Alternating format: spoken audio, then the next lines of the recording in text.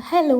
അപ്പം നമ്മളിന്ന് ഏട്ടൻ്റെ ഓഫ് പ്രമാണിച്ചിട്ട് രാത്രി എങ്ങാണ്ടൊക്കെ പോകാൻ വേണ്ടിയിട്ട് പോവാണ്. സത്യം പറഞ്ഞു കഴിഞ്ഞാൽ ഒരു ഐഡിയ ഉണ്ടായിരുന്നില്ല എങ്ങോട്ടേക്കാണ് പോണേന്ന് ഏട്ടൻ എന്നോട് ചോദിച്ചപ്പോൾ ഞാൻ പറഞ്ഞു ആന്ന് പറഞ്ഞു.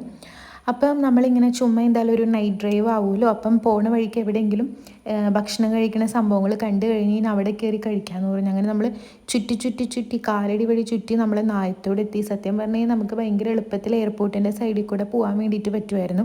പക്ഷെ പോയി പ്രതീക്ഷിച്ചിട്ടല്ല, ലാസ്റ്റ് നമ്മൾ നായത്തോടുള്ള ഒരു കടയിലെത്തി.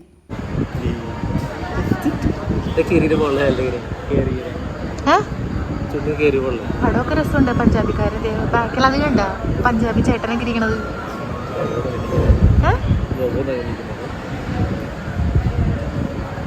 നമ്മൾ കഴിക്കണ ഫുഡൊക്കെ നോക്കി കൊതിവിട്ടിട്ട് കഴിക്കണേ. അപ്പോൾ നമ്മൾ ഒട്ടും കുറയ്ക്കാണ്ട് ഫസ്റ്റ് തന്നെ ചിക്കൻ മാഞ്ചോ സൂപ്പിൽ നിന്നാണ് തുടങ്ങിയത്. ഇച്ചിരി പുളി കൂടുതലായിരുന്നു, വേറെ പ്രത്യേകിച്ച് അതിന് പ്രശ്നമൊന്നും ഉണ്ടായിരുന്നില്ല. പിന്നെ ഇവരുടെ ഇപ്പം എന്തോ ദാബാന്ന് എന്തോ ആണ്. പിന്നെ അവർ നാളെ മുതൽ മാറ്റിയിട്ട് ഗ്ലോബൽ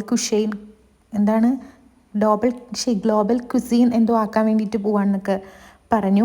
നമ്മൾക്ക് അവർ മെനു തരുമ്പോൾ അവർ മറ്റേ ദാബയുടെ മെനു ആയതുകൊണ്ട് അതിൽ നമുക്കൊന്നുമില്ല. അപ്പോൾ ഞാൻ ഇറങ്ങിയാലോ എന്ന് ആലോചിച്ചു. അപ്പോൾ അവർ വന്നിട്ട് വേറെ സംഭവങ്ങളൊക്കെ ഉണ്ടെന്നൊക്കെ പറഞ്ഞു. അപ്പോൾ നമ്മളൊരു അഫ്ഗാനി ചിക്കൻ, പിന്നെ ഏട്ടന് പൊറോട്ടയും ബീഫും, എനിക്ക് ഫ്രൈഡ് റൈസൊക്കെ ഓർഡർ ചെയ്തു. ഈ ബാക്കി എല്ലാ സംഭവങ്ങളും ഭയങ്കര അടിപൊളിയായിരുന്നു കേട്ടോ. അഫ്ഗാനി ചിക്കനൊക്കെ ഞാൻ ആദ്യമായിട്ടാണ് കഴിക്കുന്നത്. നല്ല ഒരു ക്രീമി സോസൊക്കെ വെച്ചിട്ട് ഭയങ്കര അടിപൊളിയായിരുന്നു സംഭവം. പിന്നെ നമ്മളുടെ ചിക്കൻ ഫ്രൈഡ് റൈസ് ആണെങ്കിലും നല്ലതായിരുന്നു. ആ ഒരു സൂപ്പ് മാത്രം ഒരു ഇച്ചിരി പുളി കൂടിപ്പോയി. അവരതെനിക്ക് തോന്നുന്നു മറ്റേ സോയാ സോസ് ഇച്ചിരി കൂടുതൽ ഇട്ടുകൊണ്ടായിരുന്നു. ആ കളറും ഇച്ചിരി പുളിയൊക്കെ കൂടുതലായിരുന്നു. അല്ലാണ്ട് സംഭവം അടിപൊളിയായിരുന്നു. അപ്പോൾ അവരുടെ ആ മെനുവിലെ കംപ്ലീറ്റ് അവർ ഈ ഒരു പഞ്ചാബി അല്ല, ഇങ്ങനത്തെ നോർത്ത് ഇന്ത്യൻസിൻ്റെ ഡിഷസ് മാത്രമേ ഉണ്ടായിരുന്നുള്ളൂ. Paneer butter masala, chicken butter masala, butter naan. അപ്പോഴൊക്കെ ശരിക്കും ഞാൻ അവിടെ നിന്ന് ഇറങ്ങിയാലോ എന്ന് ആലോചിക്കായിരുന്നു. ഞങ്ങൾ സത്യം പറഞ്ഞു കഴിഞ്ഞാൽ ഞാൻ ഇതുവരെ എൻ്റെ ലൈഫിൽ നമ്മുടെ ശരിക്കുള്ള തട്ടുകടയിൽ നിന്ന് ഞാൻ ഭക്ഷണം കഴിച്ചിട്ടില്ല. എനിക്ക് പണ്ട് മുതലേ ഉള്ള ഒരു ഇതാണ്. അപ്പോൾ തട്ടുകട തേടി ഇറങ്ങിയത്. പക്ഷേ മറ്റൊരു തട്ടുകട ഉണ്ടെന്ന് പറഞ്ഞിട്ട്, പക്ഷേ നമ്മളൊരു 7:30 ഇപ്പം വീട്ടിൽ നിന്ന് ഇറങ്ങിയിട്ടുണ്ടായിരുന്നു. ആ സമയത്ത് അവർ തുറക്കൂല. ഞങ്ങൾ തിരിച്ച് ഒരു 9:30 കഴിഞ്ഞപ്പോൾ അതിൽ കൂടെ വരണ സമയത്ത് അപ്പം അവർ ഓപ്പൺ ആക്കണേ ഉള്ളൂ. അപ്പം നമുക്ക് കഴിക്കാൻ പറ്റില്ല. അപ്പോൾ ഏട്ടൻ പറഞ്ഞു നമ്മൾ എപ്പോഴെങ്കിലും പുറത്ത് സിനിമയ്ക്കൊക്കെ പോയിട്ട് രാത്രി തിരിച്ച് വരണ സമയത്തൊക്കെ കയറി കഴിക്കാമെന്ന് പറഞ്ഞു. എനിക്ക് ഭയങ്കര ആഗ്രഹമാണ് ഇങ്ങനത്തെ തനി നാടൻ തട്ടുകടയിൽ നിന്ന് ഭക്ഷണം കഴിക്കണം എന്നുള്ളത്. ഞാൻ ഇന്നേ വരെ കഴിച്ചിട്ടില്ല. അപ്പോൾ പറഞ്ഞ കാര്യം മറന്നുപോയി. അപ്പം മെനു കണ്ടപ്പോൾ ഞങ്ങൾ സത്യം പറഞ്ഞു കഴിഞ്ഞാൽ ഞാൻ അവിടെ നിന്ന് ഇറങ്ങാമെന്ന് ഓർത്തിരിക്കണമായിരുന്നു.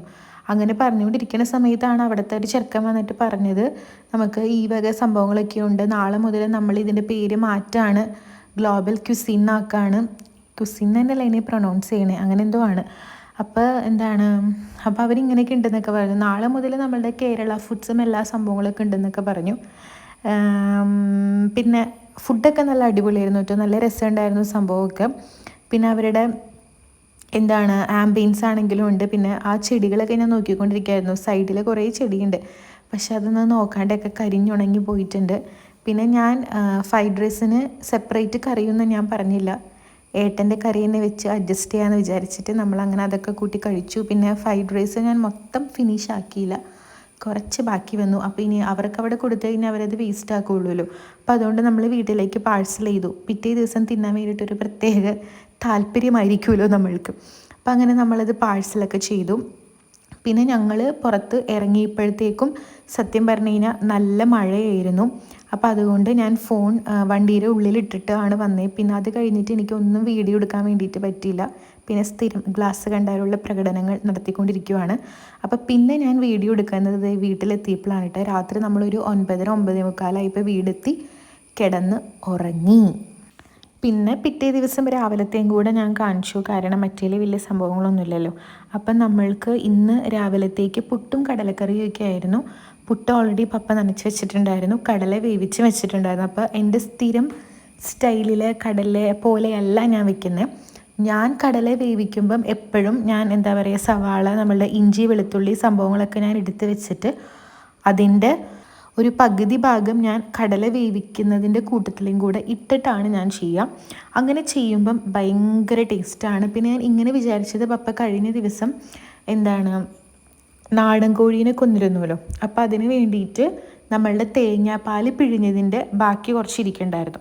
അപ്പോൾ അതും കൂടി ഒഴിക്കാമെന്ന് വിചാരിച്ചു. അപ്പോൾ ഞാൻ ഇങ്ങനെ വേവിക്കുന്നതിൻ്റെ കൂട്ടത്തിൽ മസാല ഇടാത്തപ്പോൾ ഞാൻ കൊഴുപ്പ് കിട്ടാൻ അങ്ങനെ ഇടുമ്പോഴേ ഭയങ്കര കൊഴുപ്പ് കൂടുതൽ കിട്ടുന്ന പോലെ നമുക്ക് തോന്നും കേട്ടോ. ഈവൻ തക്കാളി, മഞ്ഞൾപ്പൊടി, മുളക് പൊടി, മല്ലിപ്പൊടി, ഇഞ്ചി, വെളുത്തുള്ളി, സവാള എല്ലാം ഒരു പങ്ക് ഞാൻ കടല വേവിക്കുമ്പോഴേ ഇടും. പിന്നെ നമ്മൾ ഒലത്തൂലേ, അപ്പോഴും അതിൻ്റെ പകുതി പങ്കിടും. അപ്പം കടലയ്ക്ക് ഭയങ്കര ടേസ്റ്റുമാണ്, നല്ല കൊഴുപ്പും കിട്ടും.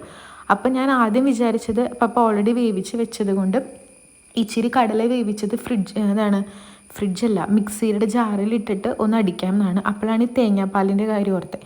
അപ്പോൾ തേങ്ങാപ്പാൽ ഒഴിക്കുമ്പം കുറച്ച് ടേസ്റ്റും കിട്ടുകയും ചെയ്യും, കൊഴുപ്പും കിട്ടുമല്ലോ. അപ്പോൾ പിന്നെ അങ്ങനെ ചെയ്യണ്ടെന്ന് വിചാരിച്ചു. അപ്പോൾ അങ്ങനെ ഞാൻ ഇന്ന് ഇച്ചിരി ധൃതിയിലാണ് ചെയ്യണേ. കാരണം ഇപ്പം നമ്മൾ 7:30 എഴുന്നേറ്റത്. പിന്നെ ഇന്ന് അമ്മൂമ്മേനെ കുമ്പസാരിപ്പിക്കാൻ വേണ്ടിയിട്ട് ഇവിടെ പള്ളിയിൽ അച്ഛൻ വരുമെന്ന് പറഞ്ഞിട്ടുണ്ടായിരുന്നു. അപ്പോൾ അച്ഛൻ വരണേക്കാട്ടിലും മുന്നേ നമുക്ക് പരിപാടി തീർക്കണം. നമ്മൾക്ക് ഫുഡ് കഴിക്കണം എന്നല്ല, എന്തായാലും ഒക്കെ ചെയ്തിട്ട് തീർത്തിട്ട് എനിക്ക് നമ്മളുടെ ഇന്നലെ മഴ പെയ്തുകൊണ്ട് നമ്മൾ കയറി വരണ പടിയില്ലേ, ആ പടിയിൽ ഇങ്ങനെ ചവിട്ടി കയറ്റുന്നതുകൊണ്ട് കുറച്ച് ചെളിയൊക്കെ ഉണ്ടായിരുന്നു. അപ്പം അതെനിക്കൊന്ന് തൂക്കണം. പിന്നെ റൂമൊക്കെ ഒന്ന് അടിച്ചും കൂടെ ഇടണമായിരുന്നു. അപ്പം ഞാൻ അതുകൊണ്ട് വേഗം സംഭവങ്ങളൊക്കെ ചെയ്യിപ്പിക്കുകയായിരുന്നു. അപ്പോൾ നമ്മൾ അതിൻ്റെ എല്ലാ സംഭവങ്ങളും റെഡിയാക്കിയിട്ട് ഇടിപിടിയിൽ നിന്ന് നമുക്ക് വേഗം പരിപാടികളൊക്കെ തീർക്കണം. പിന്നെ ഞാൻ ഇന്ന് വേറൊരു കാര്യം പറയാനായി വിചാരിച്ചത്, കഴിഞ്ഞ ദിവസം നമ്മൾക്ക് മറ്റേ ആ ഒരു മണ്ണിടിച്ചിലിൽ കാണാതായിട്ടുള്ള അർജുൻ എന്ന് പറഞ്ഞിട്ടുള്ള ആ ആളില്ലേ, ആളുടെ വീട്ടിലെ ഒരു വീഡിയോൻ്റെ ക്ലിപ്പ് ഒരു ന്യൂസ് ചാനലിൽ ഇട്ടിട്ട് അത് യൂട്യൂബിൽ വന്നിട്ടുണ്ടായിരുന്നു. അപ്പം ഇങ്ങനെ പിന്നെ അവിടുത്തെ വെള്ളത്തിൻ്റെ സംഭവങ്ങളും എല്ലാം കുറഞ്ഞു കഴിഞ്ഞ് കഴിഞ്ഞപ്പം ആളെ തിരയാൻ വേണ്ടിയിട്ട് ഒന്നും കൂടെ ഇറങ്ങണമെന്നുള്ള രീതിയിലുള്ളതായിരുന്നു അതിലെ കോണ്ടൻറ്റ്. അപ്പോൾ ആ ഒരു ഭാര്യയും നിൽക്കുന്നുണ്ട്, പിന്നെ ചേച്ചിയാണോ അനിയത്തിയാണോ എന്ന് എനിക്കറിയില്ല കേട്ടോ, അതിന് ആളും കൂടെ അവിടെ നിൽക്കുന്നുണ്ട്. അപ്പം ആ ഒരു വീഡിയോ ക്ലിപ്പിൻ്റെ താഴെ ഒരു പെണ്ണ് തന്നെയാണ് കമൻറ്റ് ചെയ്തിരിക്കുന്നത്. കൂടപ്പിറപ്പ് നിൽക്കുന്നത് മനസ്സിലാക്കാം, ഈ ഭാര്യ ഇവളെന്താ കണ്ണീന്ന് ഒരു തുള്ളി കണ്ണീര് പോലും വരുത്താണ്ട് ഇവളിൽ നിൽക്കുന്നതിൻ്റെ ചങ്കൂറ്റം ചങ്കൂറ്റം എത്ര ഉണ്ടായിട്ടാണ് അവളങ്ങനെ നിൽക്കുന്നത്, ഇവൾക്കൊന്നും ഒരു വിഷമമില്ലേ, ആ ചെക്കൻ മാത്രം പോയി എന്നൊക്കെ പറഞ്ഞിട്ട് എന്തൊക്കെയോ ആ കുട്ടീനെ ഭയങ്കരമായിട്ട് ചീത്ത പറയുന്ന രീതിയിലൊക്കെയാണ് ആള് കമൻറ്റ് ഇട്ടിരിക്കുന്നത്. അപ്പോൾ ആ ചേച്ചി അങ്ങനെ കുറേ ചിന്തിക്കുന്ന ആൾക്കാർ ഉണ്ടായിരിക്കാം. അപ്പോൾ അവരോടൊക്കെ നമ്മൾക്ക് ചോദിക്കാമെന്ന് വെച്ചാൽ, ഇപ്പം എല്ലാവരുടെയും ജീവിതത്തിൽ ഒരുപാട് സങ്കടങ്ങളുണ്ട്. നമുക്കൊന്നും പ്രതീക്ഷിക്കാൻ, നമുക്കൊന്നും എക്സ്പെക്റ്റ് ചെയ്യാൻ, അല്ലെങ്കിൽ നമുക്കൊന്നും എക്സ്പീരിയൻസ് ചെയ്യാൻ പറ്റാത്തത്ര സങ്കടങ്ങളൊക്കെ കൊണ്ട് നടക്കുന്ന ഒരുപാട് ആൾക്കാരുണ്ട്. ആ ആൾക്കാരെല്ലാവരും 4 ആളുടെ മുമ്പിൽ നിന്ന് കരഞ്ഞത് കൊണ്ട് അതൊന്നും മാറാൻ പോകുന്നില്ല. ഈ കരയുക എന്നുള്ളതൊക്കെ ഓരോരുത്തരുടെ ചിലവരുടെ ഒരു ക്യാരക്ടറിൻ്റെ സംഭവമാണ്. ഇപ്പം ചില ആൾക്കാർക്ക് എന്തെങ്കിലുമൊക്കെ സങ്കടം ഉണ്ടെന്നുണ്ടെങ്കിൽ അവർ പബ്ലിക്കായിട്ട് ഫ്രണ്ടിൽ ആര് നിൽക്കുന്നുണ്ടെങ്കിലും കരയും. പക്ഷെ വേറെ കുറേ ആൾക്കാരുണ്ട്, അവർ അവരുടെ വിഷമങ്ങളും സങ്കടങ്ങളും മറ്റുള്ളവരുടെ മുന്നിൽ എക്സ്പോസ് ചെയ്യാൻ വേണ്ടിയിട്ട് ആഗ്രഹമില്ലാത്ത ആൾക്കാരായിരിക്കും. കരയുന്നില്ല എന്നതുകൊണ്ട് ആ കുട്ടിക്ക് വിഷമമില്ലെന്നല്ല അർത്ഥം. നമുക്ക് അങ്ങനത്തെ എന്തെങ്കിലും ഒരു സംഭവത്തിൽ കൂടെ എക്സ്പീരിയൻസ് ചെയ്ത് പോയിട്ടുള്ള ആൾക്കാർക്കൊക്കെ ആയിരിക്കും അവരുടെ ഫീലിംഗ് മനസ്സിലാക്കാൻ പറ്റുള്ളൂ. അപ്പോൾ ചുമ്മാ ഇങ്ങനെ സ്വന്തം കാര്യം നോക്കി ജീവിച്ചാൽ പോയല്ലാണ്ട് വെറുതെ കിടന്ന് ഈ ഫേസ്ബുക്കിലും യൂട്യൂബിലും വരുന്ന ഓരോന്നിൻ്റെ താഴെയും ഇമാതിരി കമൻസൊക്കെ ഇട്ടിട്ട് ആ ചേച്ചിയുടെ കാര്യങ്ങൾ നോക്കിയാൽ പോരെ. അല്ലാതെ അറിയാത്ത ഒരാളെ പറ്റിയിട്ട് ആ കുട്ടിക്ക് സങ്കടം ഉണ്ടോ എന്താ ഒന്നും അറിയാണ്ട് ചുമ്മാ ഇങ്ങനെ കിടന്നിട്ട് ഓരോ കമൻ്റ് ഇടുന്നതൊക്കെ വളരെ മോശമാണ്. അങ്ങനെയുള്ള ആൾക്കാരോട് വെറും പുച്ഛം മാത്രമേ ഉള്ളൂ. അപ്പോൾ ഞാനത് കണ്ടപ്പോൾ അന്നേ ഞാനത് നോട്ട് ചെയ്തിട്ടുണ്ടായിരുന്നു. അപ്പോൾ അതിങ്ങനെ ഒന്ന് ജസ്റ്റ് ഇങ്ങനെ പറഞ്ഞു എന്നേ ഉള്ളൂ കേട്ടോ. അപ്പോൾ നമ്മളുടെ ഞാൻ സവാള സംഭവങ്ങളൊക്കെ അരിഞ്ഞു. പിന്നെ ഈ സവാളയിൽ ഞാൻ അരിഞ്ഞു കഴിഞ്ഞ് ഞാൻ ഉടനെ തന്നെ എടുത്തിടും. എൻ്റെ ഏട്ടനാണെങ്കിൽ ഞാനിപ്പോൾ ചെയ്ത പോലെ കൈകൊണ്ട് ഇങ്ങനെ ഒന്ന് പിച്ചിയിട്ടാണ് ഇടുക. അപ്പോൾ ഏട്ടൻ പറയും, വേടി അങ്ങനെ ഇട്ടാലാണ് അതൊക്കെ വിടർന്നിട്ട് നല്ല രസമായിട്ട് വരാമെന്നൊക്കെ പറഞ്ഞിട്ട്. അതുകൊണ്ട് ചില സമയത്ത് ഞാൻ മറന്നു പോകും. ചില സമയത്ത് സവാള കയ്യിൽ ഇങ്ങനെ പിടിച്ചും കൊണ്ട് ഞാനിങ്ങനെ കൈ വെച്ചിട്ടൊന്നിങ്ങനെ നമ്മൾ കുഴയ്ക്കുന്ന പോലെ ആക്കിയിട്ടാണ് ഞാൻ അതിൻ്റെ ഉള്ളിലേക്ക് ഇടാം. അപ്പോൾ അതിൻ്റെ സംഭവങ്ങളൊക്കെ അങ്ങനെ നടന്നുകൊണ്ടിരിക്കുന്നുണ്ട്. ഇതിൻ്റെ ഇടയ്ക്ക് ഞാൻ പോയിട്ട് ഏട്ടനെ വിളിച്ചു. ഏട്ടൻ ഇന്നലെ സത്യം പറഞ്ഞു കഴിഞ്ഞാൽ ഫോണൊക്കെ കണ്ടിട്ട് വൈകി കിടന്നുറങ്ങിയത്. പക്ഷെ അച്ഛൻ വരണോണ്ട് ഞാൻ പറഞ്ഞു പിന്നെ കടയിൽ പോയി നമുക്ക് മീനൊക്കെ വാങ്ങിക്കണമായിരുന്നു. അപ്പോൾ നീ അച്ഛൻ വരുമ്പോൾ എഴുന്നേക്കാൻ, എന്നിട്ട് ഭക്ഷണം കഴിച്ച് കടയിൽ പോയിട്ട് കിടന്നുറങ്ങിക്കോളാൻ പറഞ്ഞു. പക്ഷെ സത്യം പറഞ്ഞാൽ പിന്നെ അത് ഉറങ്ങിയില്ല കേട്ടോ. അപ്പം അങ്ങനെ വേഗം ധൃതിയിൽ ഞാൻ ചെയ്യുക. ഇതിന് ഏട്ടൻ എഴുന്നേറ്റിട്ടുണ്ടായിരുന്നു ഇതിൻ്റെ ഇടയ്ക്ക്. പിന്നെ അങ്ങനെ നടക്കുവാണ് സംഭവങ്ങൾ. പിന്നെ ഈ കുക്കൊക്കെ ചെയ്യുമ്പോൾ ചിലവരൊക്കെ എൻ്റെ അടുത്ത് ഈ കണക്കൊക്കെ ചോദിക്കും, എത്ര എന്താ പറയുക കസിൻസൊക്കെ ആണെങ്കിലും എത്ര സ്പൂൺ മഞ്ഞൾപ്പൊടിയോ മുളക് പൊടിയൊക്കെ ഇട്ടേന്ന്. പക്ഷേ സത്യം പറഞ്ഞു കഴിഞ്ഞാൽ ഞാൻ ഒരു കറിക്ക് ഇപ്പം ഞാൻ ഇന്നൊരു കടലക്കറി ഉണ്ടാക്കി, അതിലിടുമ്പോൾ ഇടുന്ന എന്താ പറയുക അളവൊന്നായിരിക്കുമല്ലോ ചിലപ്പോൾ ഞാൻ നാളെ ഇടുന്നത്. എനിക്ക് ഒരു സാധനത്തിനും ഒരു കണക്കുമില്ല. എൻ്റെ കയ്യിൽ എത്രയാണോ കിട്ടണേ, പിന്നെ എന്തൊക്കെ മസാലയാണോ എൻ്റെ കയ്യിൽ കിട്ടണേ അതൊക്കെ ഞാനിടും. പക്ഷെ വലിയ തരക്കേടില്ലാത്ത രീതിയിൽ തിന്നാൻ പറ്റുന്ന പോലെ വരും. പിന്നെ എനിക്ക് കിട്ടിയ ഏറ്റവും വലിയ ഭാഗ്യം എന്താണെന്ന് വെച്ച് കഴിഞ്ഞാൽ ഞാൻ എന്തുണ്ടാക്കിയാലും എൻ്റെ കിട്ടിയും കഴിച്ചോളും. ചില സമയത്തൊക്കെ പുറത്തായിരുന്ന സമയത്ത് ഞാൻ എന്തെങ്കിലും ഉണ്ടാക്കി കഴിഞ്ഞ് കഴിഞ്ഞപ്പം എനിക്കിഷ്ടപ്പെടില്ല, എന്നിട്ട് ഞാൻ തിന്നാണ്ടിരിക്കും. പക്ഷേ ഏട്ടൻ കഴിച്ചോളും. മിക്ക സ്ഥലങ്ങളിലും നേരെ തിരിച്ചാണ്. കെട്ടിയോമാർക്ക് എന്തെങ്കിലും ഉപ്പ് എല്ലാവരും അല്ലേട്ടാ പറയുന്നത്, കുറച്ച് ആൾക്കാർക്കൊക്കെ ഉപ്പ് ഇച്ചിരി കൂടിപ്പോയാൽ ഉപ്പ് ഇച്ചിരി കുറഞ്ഞു പോയി കഴിഞ്ഞ് കഴിഞ്ഞാൽ പിന്നെ അവർ കഴിക്കത്തൊന്നുമില്ല. ഇവിടെ അങ്ങനെ ഞാനാണ്. എൻ്റെ കിട്ടിയോ ഞാൻ എന്തുണ്ടാക്കി കൊടുത്താലും കഴിച്ചോളും. അതുകൊണ്ട് എന്താ പറയുക ഏട്ടന് ഫുഡ് ഉണ്ടാക്കി കൊടുക്കുമ്പോൾ എനിക്ക് ഭയങ്കര ഫുൾ കോൺഫിഡൻസാണ്. എനിക്ക് മനസ്സിലായത് ഞാനിപ്പോൾ എവിടെയെങ്കിലുമൊക്കെ എന്താ പറയുക കുറച്ച് ആരെങ്കിലുമൊക്കെ വരണ സമയത്ത് നമ്മൾ ഉണ്ടാക്കുമ്പം കുറച്ച് പേടിയോട് കൂടിയിട്ടൊക്കെ ഞാൻ എന്തെങ്കിലും ഫുഡ് ഉണ്ടാക്കി കഴിഞ്ഞാൽ അത് അട്ടർ ഫ്ലോപ്പായി പോകും. പക്ഷേ ഞാൻ ഏട്ടന് വേണ്ടിയിട്ട് ഉണ്ടാക്കുമ്പം സത്യം പറഞ്ഞാൽ നന്നായിട്ട് വരാറുണ്ട്. കാരണം എനിക്ക് നല്ല കോൺഫിഡൻസ് ഉണ്ട്. കാരണം ഞാൻ എങ്ങനെ ഉണ്ടാക്കിയാലും എൻ്റെ ഏട്ടൻ കഴിച്ചോളും. അപ്പോൾ അതുകൊണ്ട് എനിക്ക് അതേ പറ്റിയിട്ട് ഒരു പേടിയില്ല, ഒരു ടെൻഷനും ഇല്ല.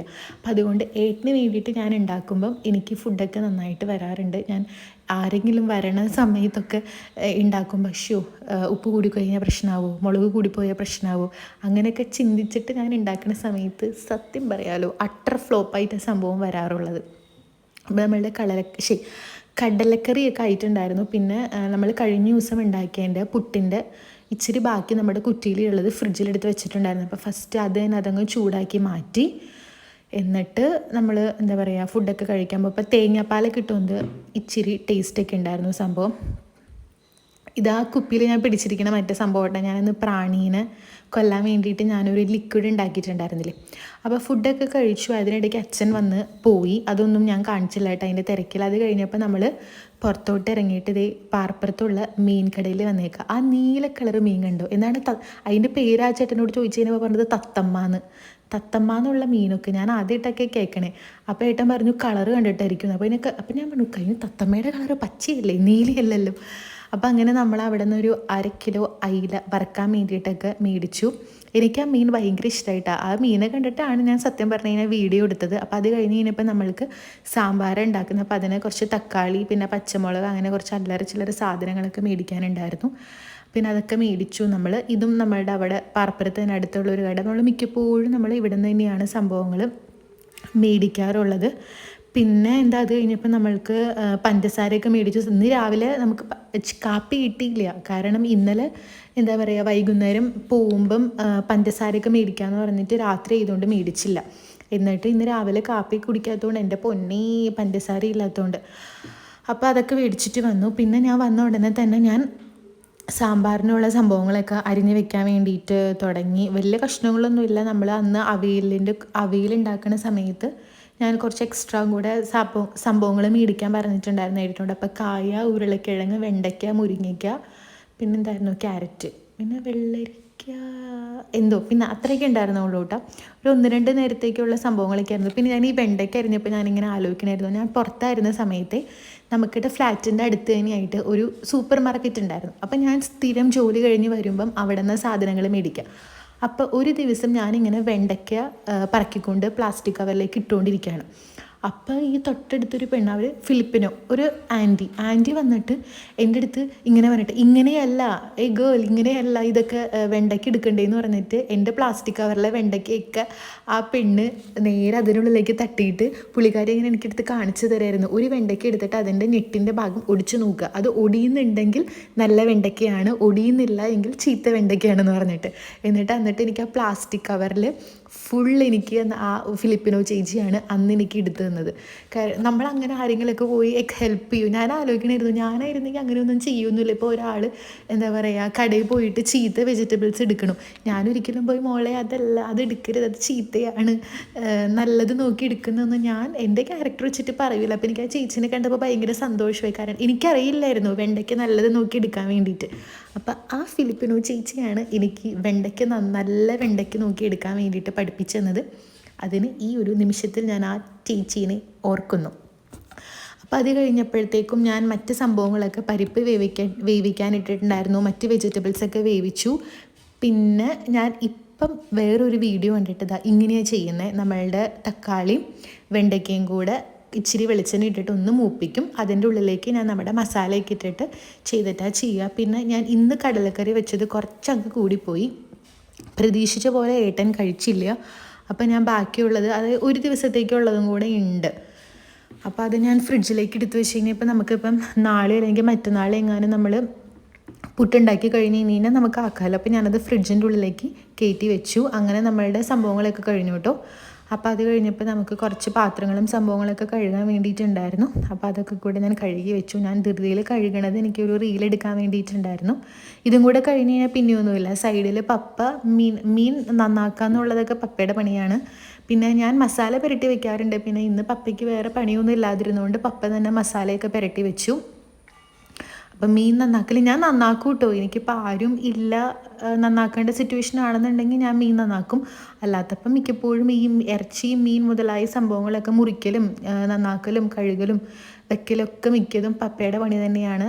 ചിക്കൻ കറി മാത്രമാണ് ഞാൻ വെക്കാറുള്ളത്. മറ്റേ ബീഫ്, പിന്നെ പന്നി, മീൻ പറ്റിക്കുക, അങ്ങനത്തെ സംഭവങ്ങളൊക്കെ പപ്പ തന്നെയാണ് മേടിക്കുക. പിന്നെ നമ്മൾ പുറത്തായിരുന്നപ്പോഴും മീൻ നന്നാക്കാന്ന് വെച്ച് കഴിഞ്ഞാൽ അവർ ചെമ്മീനും ചാളയും നമുക്ക് നന്നാക്കി തരില്ലായിരുന്നു, മറ്റുള്ള സംഭവങ്ങളൊക്കെ നന്നാക്കി തരുമായിരുന്നു. അതുകൊണ്ട് ചെമ്മീൻ ഞാൻ മേടിക്കും, ചാള അവിടെ വെച്ചിട്ട് അങ്ങനെ മേടിക്കാറുണ്ടായിരുന്നില്ല.